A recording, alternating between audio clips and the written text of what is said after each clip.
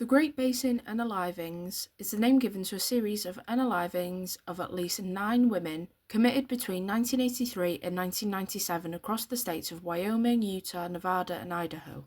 It derives its name from the Great Basin geographical area, as most of the victims had their bodies dumped near interstate highways that traverse it. Most victims were teenage or adult females who were essayed and then unalived, either by strangulation, stabbing, or shooting, then abandoned on hilltops, deserted expanses, snowdrifts, or rivers. Some of their bodies were posed post-mortem. This initially led to speculations that all the unalivings were the work of a single serial unaliver who was nicknamed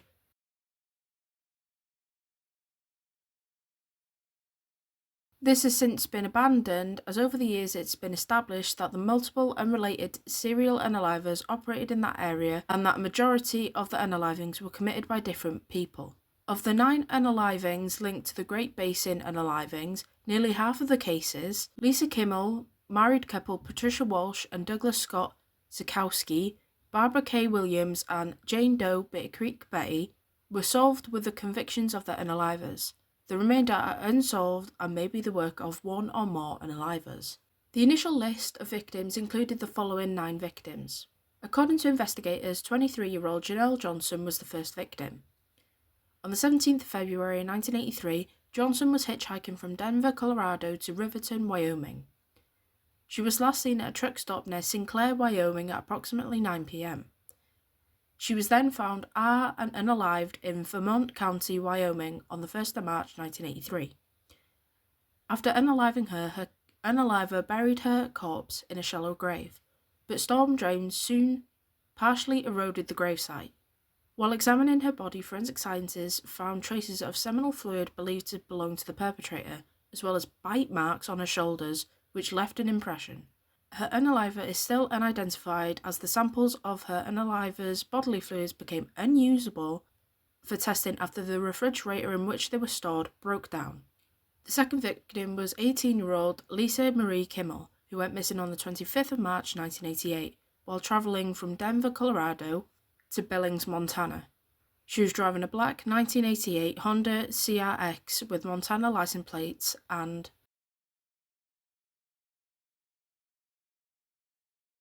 written on it. Her relatives told law enforcement officials that shortly after her passing, she had an offer for a supervisory position at a fast food restaurant, after which she planned to move to Aurora, Colorado. 8 days after her disappearance, 2 fishermen found her body in the North Platte River near Casper, Wyoming. A forensic examination determined that she had been beaten and stabbed to unaliving. Despite the fact that her body was discovered 8 days after her disappearance, it was established that she had been unalived approximately hours before her body was found in the river, leading local authorities to believe that she was held captive by her unaliver. In addition to the stab wounds and bruises, her body showed ligature marks on her wrists and ankles. After she was buried, a note signed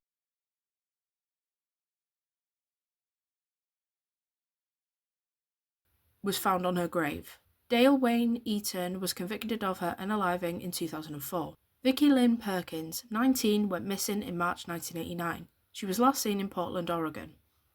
Her highly decomposed body was discovered months later, on the 13th of May 1989 in Emery County, Utah, not far from I-70. Despite the fact that her remains were mostly skeletal, police were able to identify her as Perkins through fingerprints. A sheriff described her as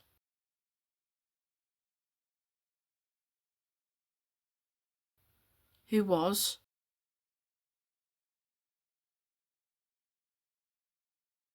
On the 26th of October 1990, deer hunters discovered skeletal remains in Millard County, Utah. At the time, the victim couldn't be identified and was known under the name of Jane Doe 1 for the next 13 years. In May 2003, forensic scientists from the University of Arizona, after comparing X-rays of the victim's jaw, were able to identify her as 24-year-old Patricia Candice Walsh. Walsh and her 26-year-old husband, Douglas Scott Sikowski, both from Seattle, Washington, went missing shortly after leaving the city in 1989. Sikowski's remains were discovered in January 1990 in Ozona, Texas, near I-10. and he was identified in 1992. It was later revealed in 2012 that Patricia Walsh and Douglas Sokowski were both unalived by Robert Ben Rhodes. Ermelinda Garza Sherman, 32, was found unalived in St. George, Utah on the 2nd of April 1991. She had been shot multiple times in the head. A forensic examination later determined that she had been severely beaten and suffered severe head trauma before her passing. Forensics estimated that Garza had been unalived about 30 minutes before her body was discovered, but no witnesses were located. On the 22nd of March 1991, the extremely decomposed body of a young woman was found in Salt Lake City, Utah. She could also not be identified at the time of her discovery and was known as Jane Doe 2. She was later identified as Barbara K. Williams. An unidentified young woman nicknamed was found on the 1st of March 1992 in the Bitter Creek stream near Sweetwater County, Wyoming. The medical examiner who conducted the autopsy suggested that the victim's body had been left near I-80 between mid-October 1991 and late February 1992. Her body was well preserved due to low temperatures and heavy snow. She had dark hair and dark-coloured eyes, was approximately 5'8" and weighed 57 kilograms. Her age at the time of her passing was believed to have been between 24 and 32. She had a rose tattoo on her right breast and a cesarean section scar on her abdomen. A gold ring on one finger on her right hand and a gold necklace was found around her neck. She had been brutally beaten, hard, and strangled before she passed, but the cause of unaliving was a blow to the head with an ice pick, which caused cranial trauma and severe blood loss. According to investigators, the victim fiercely resisted her attacker and likely wounded him, as traces of blood not matching hers were found at the crime scene. Photos of her face, tattoos, and other distinctive features were published by police in the local media to attempt to identify her. Soon afterwards, they were contacted by a man who stated that he'd seen a woman with a similar tattoo in Tucson, Arizona, but it led nowhere. Bitter Creek Betty remains unidentified. A motorist discovered the new body of another unidentified young woman on the 16th of November 1993 near the I-80 exit for Schaefer, Nevada in Elko County, Nevada. Her nicknames became Schaefer Jane Doe and the Elko County Jane Doe. The coroner who conducted the autopsy established that she had been unalived 5 or 6 days prior. There was traces in her system of alcohol and marijuana. Investigators found drag marks on the ground near the crime scene, leading to them to believe that she was unalived elsewhere and then dumped at the I-80 exit. Analysis of the geometry and thread patterns determined that her unaliver was travelling in a medium or large vehicle, possibly a pickup truck or van. The unaliver had posed her body on its back by spreading her arms and legs in order to resemble a cross. Jane Doe had been beaten before passing, but the cause of unaliving was 2 gunshot wounds to the chest. Forensics were able to extract only a partial right thumb fingerprint, but there had been no fingerprint database matches. The woman had all 32 teeth in her mouth, all of which were in excellent condition except for 1 root canal in process. She had blonde hair, brown eyes, and was about 64 kilograms and 5'7". Analysis of her teeth indicated that she was between 27 and 28 years old at the time of her passing. She had a scar on her right chin and both earlobes were pierced, but police found no earrings at the crime scene. At Utah Crime Labs, analysis of isotopes from her hair samples indicated that she had spent the last 7 months of her life in Star Valley in Lincoln County, Wyoming. Tonya Teskey was unalived on the 15th of August 1997. She was discovered in Yukon, Idaho, and was identified after a photograph was spread around truck stops and public areas. A resident of Shoshone, Wyoming, Teskey was known as a female worker who had dropped out of school in 1995 and was known to travel out of state with her clients, most of whom were truck drivers. 10th of August, several witnesses saw her leaving Shoshone in the company of at least 4 men, all of whom appeared to be in their early 50s. Friends and acquaintances claimed that she had told them she wanted to move to Salt Lake City, Utah. 2 days before her passing, she had been arrested and questioned by police in Belgrade, Montana, on charges of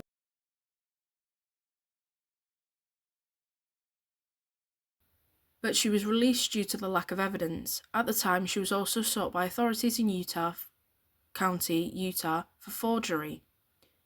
During the investigation, the suspect in her unaliving was an Idaho truck driver who, according to witness accounts, had been seen with Teskey in Billings, Montana, between the 10th and 13th of August and was supposedly one of the last people to see her alive. No evidence implicating him in the unaliving has ever surfaced. He was never charged and his name was never released to the public. During the investigation, police interviewed several hundred workers in an effort to find witnesses to the crimes and identify the perpetrator. Over the years, several people have been identified as suspects. No suspects have been publicly identified in the unalivings of Johnson, Perkins, Garza, or Teskey.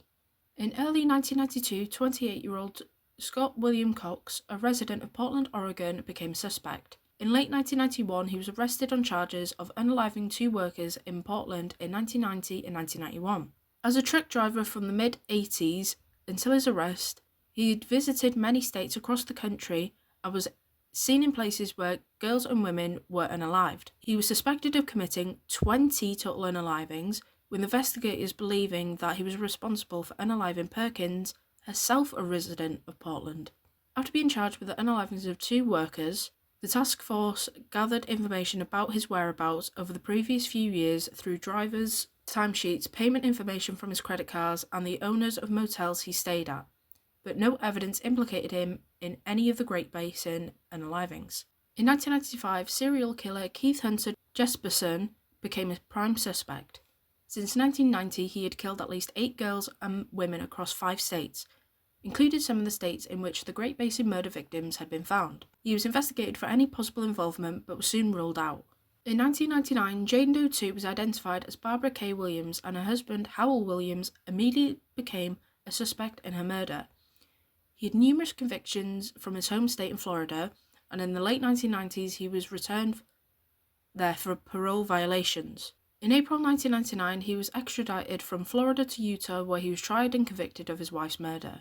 He was also investigated for potential involvement in other murders, but no evidence implicating him was ever located and he was never charged. In July 2002, 57-year-old Dale Wayne Eaton, a former resident of Manatee, Wyoming, became the prime suspect in the killings. Having grown up in poverty in Greeley, Colorado, he had a criminal record dating back to the early 1960s and showed signs of mental illness, due to which he had had to spend time in a psychiatric facility in Colorado. His mother was schizophrenic, while both of his brothers suffered from mental illness which caused one of them to commit suicide.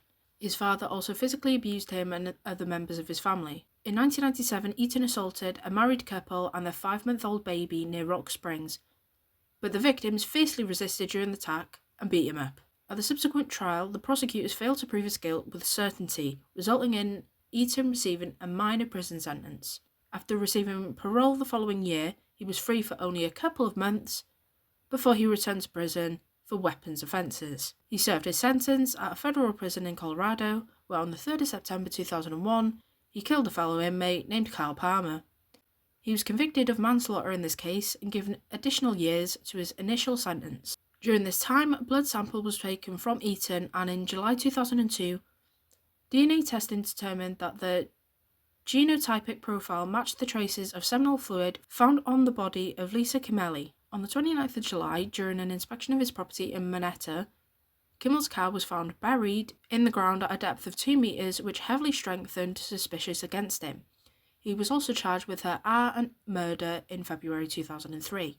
Authorities also determined that the car's wheels, seats, stereo and transmission equipment were missing.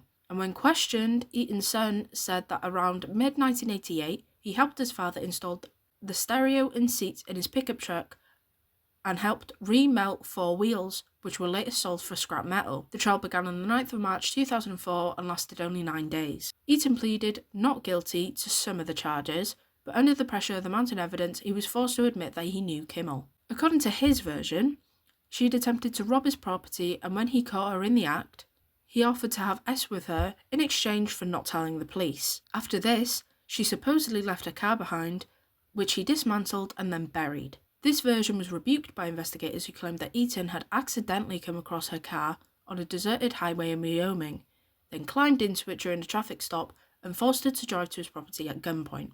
He then held her captive and essayed her for several days before ultimately killing her and dumping her body in the river. On the 17th of March, he was found guilty of kidnapping, arring, and killing Kimmel. 3 days later, he was sentenced to death, but then later re-sentenced to life in prison without parole or communication. After his conviction, he was investigated for a potential involvement in other murders, but nothing linked him to them. Despite this, he remains a suspect in the Great Basin murders primarily due to the fact they ceased after his arrest. In addition, he remains a suspect in other cases including the disappearance of 24-year-old Amy Roe Betchel, who went missing from Lander, Wyoming on the 24th of July 1997. She wasn't listed as a potential Great Basin victim due to the fact that she remains missing. Investigators established that Eaton was seen later around the time that Betchel went missing, but he refused to cooperate with them on this matter and has not been ruled out as a suspect. Eaton is also the prime suspect in an unrelated series of murders committed during the 1970s, again committed in the Great Basin area. On the 14th of July 1972, a rancher in rural Elko County, Nevada, found a naked and decomposed body of a woman who has never been identified. Before dumping the body, the perpetrator posed her body post-mortem and made it resemble the shape of a crucifix. The woman, nicknamed Star Valley Jane Doe, had been murdered months prior to discovery, having been shot twice in the head with a .22 caliber handgun. Like other victims of the Great Basin Killer, the Jane Doe was white female, between the ages of 17 and 25 at the time of her death, about 5'5" tall, weighed about 55 kilograms, and had light red hair. Investigators suspect that her murder is related to the Elko County Jane Doe, whose corpse was discovered on the 16th of November 1993. Although the murders occurred 21 years apart, police assume that both cases were committed by the same individual, as he beat and shot his victims in an identical manner. In addition, both had been dumped near the I-80 and both had been posed in shapes that resembled crosses. Authorities from Nevada State Police Department discussed a possible connection between the murders and Eaton in 2009, but the results of the discussion were never made public and no other charges were filed against him. Eaton is also a suspect in the murder of two other unidentified women found in Elko County, the Devil's Gate Jane Doe and the Thousand Springs Jane Doe. The first victim was found by a hunter in a shallow ditch on the 2nd of October 1972. She was a white Hispanic female between the ages of 15 and 18 who'd been killed about 12 weeks before her body was found. The second victim was found by hikers in a desert on the 16th of July 1974. She was in her mid-20s and her body was set on fire post-mortem, leaving only her skeletal remains behind. In March 2005, another serial killer, 59-year-old Robert Baron Rhodes, a former truck driver from Houston, Texas, became a suspect. On the 1st of April 1990, he was arrested in Arizona on charges of assaulting a woman, in the course of which he'd essayed and tortured her. After his conviction, he was extradited to Illinois, where he was charged with the murder of 14-year-old Regina Walters, who was murdered in 1990 and had her body dumped by the I-70. In 1994, Rhodes pleaded guilty and was sentenced to life imprisonment. In 2005, his DNA was linked to the murder of 24-year-old Patricia Walsh, one of the victims of the supposed Great Basin Killer. In 2012, he pleaded guilty to killing both Walsh and Zakowski, for which he received 2 additional life sentences. The cargo platform of his truck had a roof with handcuffs on the ceiling, which were used by Rhodes to hang the victims. According to investigators, by early 1990, Rhodes was killing an average of 3 girls a month. He abducted his victims and then held them in the back of the truck for several days, where he SA'd them before unaliving them. Under questioning, Rhodes said that he picked up Walsh and Zakowski in late 1989 in Texas, where they were married and trying to hitchhike to their hometown of Seattle. He stated that minutes after they got into his vehicle, he killed Zakowski, dumped his body, and for the next week he kept Walsh in the back of his truck, where he physically assaulted her and SA'd her before shooting her and dumping her in Millard County, Utah. He also confessed to killing Regina Walters' boyfriend, Ricky Lee Jones. The pair had run away from their homes in Houston, and Jones went missing at the same time as her. However, despite his confession, Rhodes was never charged in his supposed death.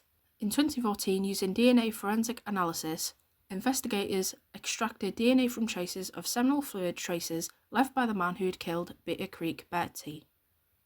The genotypic profile of the killer matched the biological traces of another woman who was not listed as the victim of the Great Basin Killer. The body of a young girl was discovered on the 13th of April 1992 in Sheridan County, Wyoming, about 400 miles from where Bitter Creek Betty was found. Her exact cause of death could not be determined, but it was homicidal in nature. She had been AR'd and suffered blunt force trauma to the head and was likely killed in February 1992. She was determined to be about 10 weeks pregnant at the time of her death. Sheridan County Jane Doe was white between the ages of 16 and 23, about 5'7", and £121. Due to her sunburned brown hair, some investigators believed that she might be from southern United States. In 2020, the results of another DNA examination matched the genotypic profile of 59-year-old truck driver Clark Perry Baldwin, who was arrested on the 6th of May at his home in Waterloo, Iowa. In addition to the murders of Jane Doe, he was also charged with the murder of 32-year-old Pamela McCall, whose body was found on the 10th of March 1991 on the side of I-64 in Spring Hill, Tennessee, about 30 miles south of Nashville. She was essayed and died by strangulation, with the coroner establishing this in late February 1991. After the hour, Baldwin left traces of seminal fluid on the victim's pantyhose, from which the DNA was later isolated. In 1991, he was arrested on charges of arring a hitchhiker from Kansas in Wheeler County, Texas. At gunpoint, he struck her over the head and then bound her mouth, legs, her, and attempted to strangle her, but she was able to free herself from her restraints and escape. During the preliminary investigation, he pleaded guilty to the assault, but was later cleared of criminal responsibility after an agreement was reached with the victim, who stated that he'd made amends for the harm that he'd caused her. After his arrest in 2020, his ex-wife told police that he'd repeatedly mentioned strangling a girl in 1990s in a western state and throwing her body out of his truck near an interstate highway. In addition to this, Iowa State Police have announced that Baldwin is a suspect in the murder of Rhonda Knutson, whose body was found at a Phillips 66 truck stop near Williamstown. She was beaten to death at her workplace during a night shift. At the time, Baldwin was living near Nashua, which was a short drive from Williamstown. She had suffered a severe blunt force trauma, but was not essayed. A co-worker from Knutson discovered her body in a back room of the store where they worked. According to his claim, shortly before the murder, 2 truck drivers entered the store, one of whom was allegedly her killer. Based on the witness's testimony, police compiled 2 sketches of the 2 suspects, which were posted at approximately 1,500 truck stops in many states across the country in an effort to identify her killer or killers. Baldwin matched the sketch very well, but he didn't admit his involvement in the girl's murder after his arrest in 2020. Baldwin is currently awaiting the trial for his 3 confirmed murders.